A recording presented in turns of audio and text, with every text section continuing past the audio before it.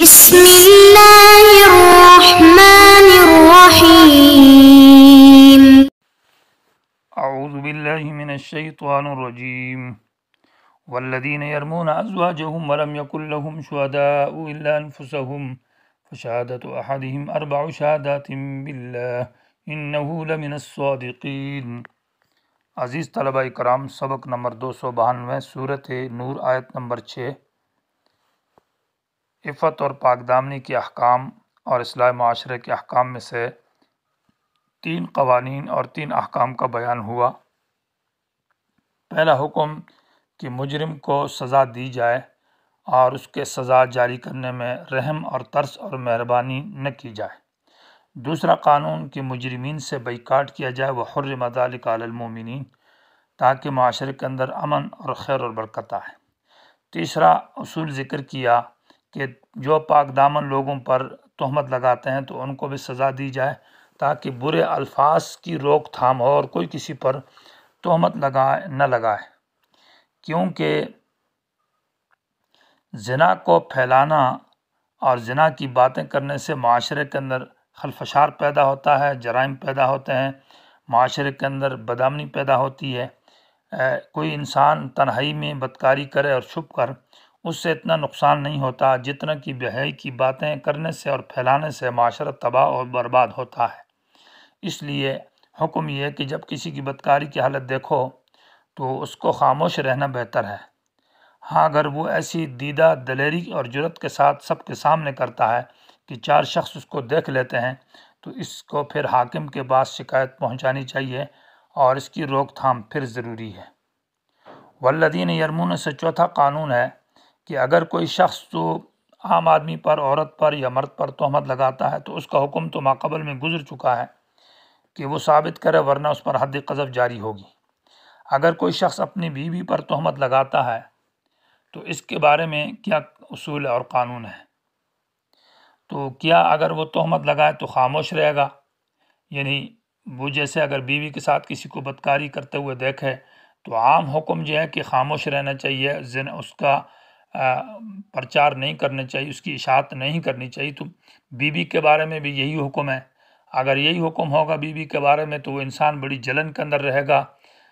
تکلیف اور ٹینشن میں رہے گا کہ میری بیوی کے ساتھ دوسرا آدمی تھا۔ اور اگر وہ بیوی کو طلاق دیتا ہے تو نقصان ہوتا ہے، اور اپنے پاس رکھتا ہے تو پھر اگر وہ لڑکا کسی اور سے بدکاری ہوئی تو دوسروں کی اولاد کی تربیت اور پرورش کرتا ہے، یہ بھی اس کے لیے ایک تکلیف ہے۔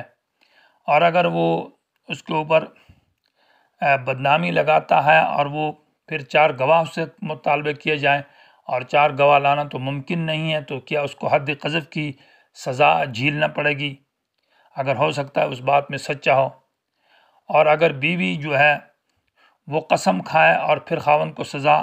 ملے تو ہو سکتا ہے خاوند سچا ہو۔ اور اگر بیوی پر مطلب یہ ہے کہ حد، اس لیے لعان کا حکم اللہ تبارک و تعالی نے جاری کیا کہ ایسی صورت ہے جس میں دونوں قسمیں کھائیں اور ان کے درمیان میں جدائی قائم کی جائے، تو اس کا حکم ہے۔ والذین یرمون، حضرت عبداللہ بن مسعود رضی اللہ تعالیٰ عنہ فرماتے ہیں کہ ایک شخص نبی علیہ السلام کے پاس آیا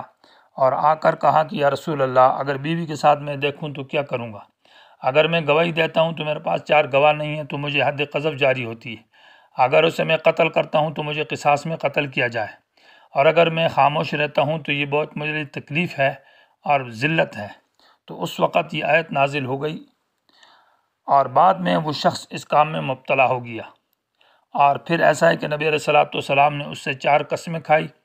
اور 5، اور اسی طرح اس بیوی نے بھی قسمیں کھائی اور ان کے درمیان میں جدائی کا حکم جاری کر دیا۔ یہی سنت نبی جاری رہا، یہ سنت ابھی تک باقی ہے۔ حضرت سعد بن عبادہ رضی اللہ تعالیٰ عنہ نبی علیہ السلام کے پاس آئے اور کہا کہ میں اگر اپنی بیوی کے پاس ایسا دیکھوں تو کیا کروں گا؟ تو آپ صلی اللہ علیہ وسلم نے کہا کہ آپ اس پر 4 قسمیں ہیں۔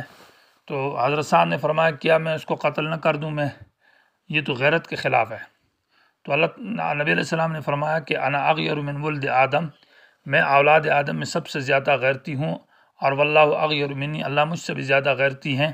لیکن یہاں مسئلہ یہ ہے کہ حفاظت دم کا مسئلہ ہے۔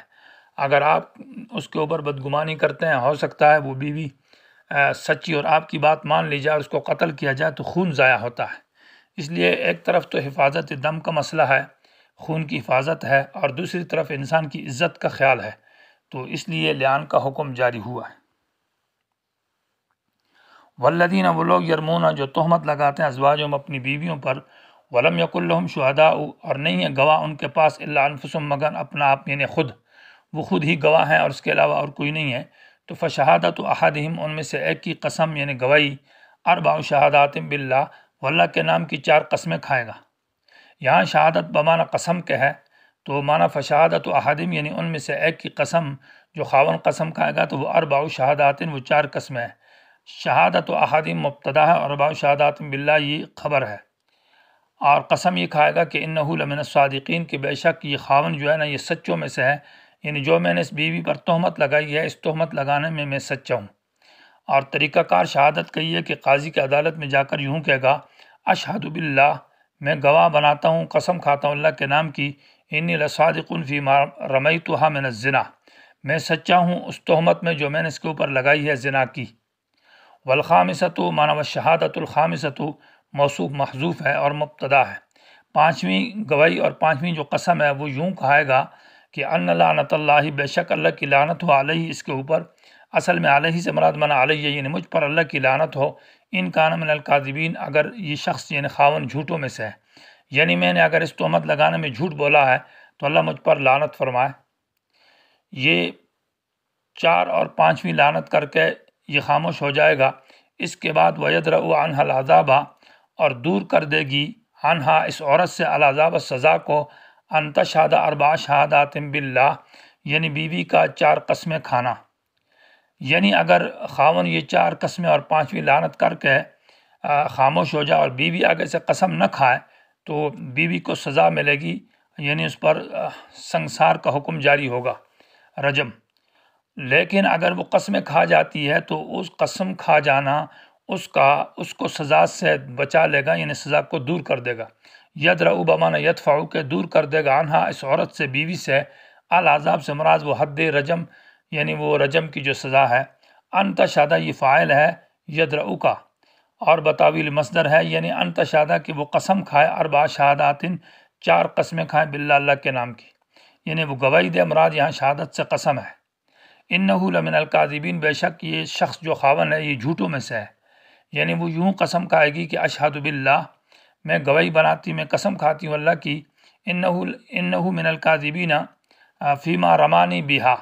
بے شک یہ میرا خاون جھوٹوں میں سے ہے اس بدنامی کے اندر جو مجھ پر لگا رہا ہے۔ والخامسۃ، اور 5ویں قسم جو کھائے گی وہ یوں کھائے گی کہ ان غضب اللہ علیہ ان کان من الصادقین۔ والخامسۃ یعنی وتشہد الخامسۃ، یہ 4 شہادات کے اوپر عطف ہے، وہ منصوب ہے تشہدہ کی وجہ سے، تو یہ بھی منصوب ہے تشہدہ کی وجہ سے، یعنی ان تشہد الخامسۃ الشہادۃ الخامسۃ، 5ویں قسم یا 5ویں گواہی وہ یوں دے گی کہ ان غضب اللہ علیہ، بے شک اللہ کا قہر و غضب ہو اس عورت کے اوپر، یعنی بیوی پر، علیہ سے مراد علیہ یعنی مجھ پر، ان کان من الصادقین، اگر یہ خاون میرا سچوں میں سے ہے۔ یہاں پر سوال یہ ہے کہ بیوی کو آخر میں غضب اللہ کا لفظ کیوں استعمال کیا، لعنت کا لفظ کیوں استعمال نہیں کیا؟ تو جواب یہ ہے کہ عورتیں جو ہے نا عام طور پر لعنت کا لفظ بار بار استعمال کرتی ہیں، ہر کام میں لعنت اور تف کرتی رہتی ہیں، تو ان کو لفظ لعنت کہنے میں ڈر اور خوف نہیں ہے۔ اور غضب کا لفظ چونکہ بڑا خطرناک ہے، سخت ہے، تو اس لیے لفظ غضب استعمال کیا ہے، تاکہ اگر وہ جھوٹی ہو تو اس لفظ کہنے سے ڈر کر خاموش ہو جائے گی، یا یہ کہ وہ سچی ہے تو یہ لفظ کہہ دے گی کہ اللہ کا غضب اور قہر ہو مجھ پر۔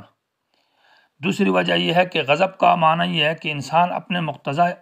عمل کے علم کے اوپر عمل نہ کرے، یعنی عالم ہو لیکن عمل نہیں کرتا ہے، تو اس وجہ سے ذکر کیا غضب اللہ کے، مثال طور پر یہ عورت تو عالم ہے کہ میں نے یہ بدکاری کی ہے یا نہیں کی، اور پھر اس کے بعد یہ غضب کا لفظ استعمال کر رہی ہے، تو اس کا مطلب یہ ہے کہ اس نے یہ بدکاری کی ہے اور ابھی اس کے اوپر عمل نہیں کر رہی، کہ جھوٹ بول رہی ہے، تو یہ گویا کہ اس پر غضب ہوگا اللہ تعالیٰ کا۔ اور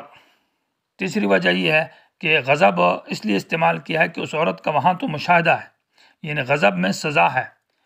اور لعنت کے اندر سزا نہیں، کیونکہ بیوی اگر خاموش ہو جاتی ہے تو بیوی پر حد رجم جاری ہوگی، اور یہ غضب کا معنی یہ ہے کہ لعنت بھی ہو، اور ساتھ ساتھ لفظ غضب کے اندر 3 مفہوم ہے، ایک لعنت اور دوسرا ناراضگی اللہ تعالیٰ کی، اور تیسرا اس کے اوپر سزا ہے۔ تو لفظ غضب کے اندر سزا ہے، اس لیے عورت اگر خاموش ہو گئی تو اس پر سزا ہوگی، جبکہ لعنت کے لفظ میں صرف اللہ کی رحمت سے دور ہونا ہے، وہاں سزا نہیں ہے، اس لیے ان لعنت اللہ خاون کی جانب میں استعمال کیا ہے۔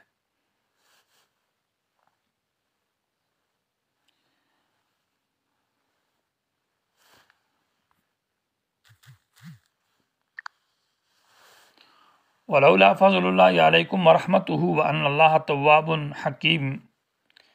یہ جو ماقبل میں لعان کا حکم تھا، تو ایک شخص امیہ جو شخص تھا نبی علیہ السلام کے پاس آیا، اور اس نے آ کر کہا کہ شریک بن صحمہ نے میری بیوی کے ساتھ بدکاری کی اور میں نے دیکھا اپنی آنکھوں سے۔ نبی علیہ السلام نے اس شخص سے کہا کہ آپ پر لعان کا حکم ہے، تو یہ آیت نازل ہوئی، اس نے 4 قسمیں کھائی، اور اس کے بعد اس کی بیوی کے لیے بھی یہی قسمیں کھائی گئی اور ان کے درمیان میں جدائی کا حکم ہو گیا۔ بعد میں نبی علیہ السلام نے کہا کہ اس کا جو بچہ ہے وہ اگر فلاں شخص کی یعنی صحمہ کی شکل میں پیدا ہوا، مطلب یہ کہ سیاہ اور گنگریالے بالوں والا، تو یہ اسی کا ہوگا۔ بعد میں جب بچہ پیدا ہوا تو وہ اسی شریک بن صحمہ کی طرح تھا، تو نبی علیہ السلام نے کہا لولا مضى کتاب اللہ لکان شأن لی ولہا، کہ اگر اللہ کی کتاب کا یہ فیصلہ نہ ہوتا کہ یہ جو لعان کا حکم ہے، تو لکان شأن لی، میرے لیے بھی ایک حالت ہوتی ہے اور اس عورت کے لیے، یعنی میں اس کو حد رجم جاری کرتا، لیکن چونکہ اللہ کی کتاب میں نہیں ہے اس لیے میں خاموش ہو گیا، اور اس فیصلے پر نبی علیہ السلام نے عمل فرمایا۔ ولولا فضل اللہ علیکم، اور اگر اللہ کا فضل نہ ہوتا تم پر، یہاں فضل سے مراد بیان قوانین ہے، جو اللہ تعالیٰ نے زنا کا سزا کا جو حکم قانون بھیجا ہے، اور یہ جو قوانین 4 ہیں، اور اس طرح لعان کا حکم ہے علیکم تم پر، ورحمت اللہ کی رحمت، رحمت سے مراد انزال سورۃ النور ہے کہ اللہ تعالیٰ نے یہ سورۃ النور نازل کی ہے، اور یہ اللہ کی رحمت ہے۔ وَأَنَّ اللَّهَ تَوَّابٌ حَكِيمٌ، اور بے شک یہ بات کہ اللہ توبہ قبول کرنے والا اور حکیم، اور اللہ کی حکمتیں ہیں، جلدی سزا نہیں دیتا، مہلت دیتا ہے، وقت دیتا ہے۔ تو یہ بات نہ ہوتی تو لَبْتُلِيتُمْ بِالْفَحْشَاءِ، تم فحشاء میں مبتلا ہو جاتے، یا تمہارے ساتھ وہ ہوتا جو کچھ ہوتا، یعنی تمہارا معاشرہ بہت ہی بگڑ جاتا، تباہ ہو جاتا، برباد ہو جاتا، تم ذلیل ہو جاتے، تمہاری عزتیں لٹ جاتی، تمہارے اندر یہ امن اور سکون نہ رہتا، اور تمہارے اندر لڑائیاں اور فتنے فساد ہوتے ہیں۔ اللہ تعالیٰ نے یہ قوانین بھیجے ہیں اور یہ سورۃ نور بھیجی ہے، اور اللہ تعالیٰ توبہ قبول کرنے والا ہے، اس وجہ سے یہ اللہ تعالیٰ کا بہت بڑا کرم ہے۔ جزا محذوف ہے، اور حذف کر کے اشارہ کیا کہ وہ کچھ ہوتا، یعنی وہ کچھ مشکلات اور تکلیف تم دیکھتے جو تمہیں پھر دیکھنا پڑتا، وہ قابل بیان نہیں ہے، اس کے لیے الفاظ نہیں ہے۔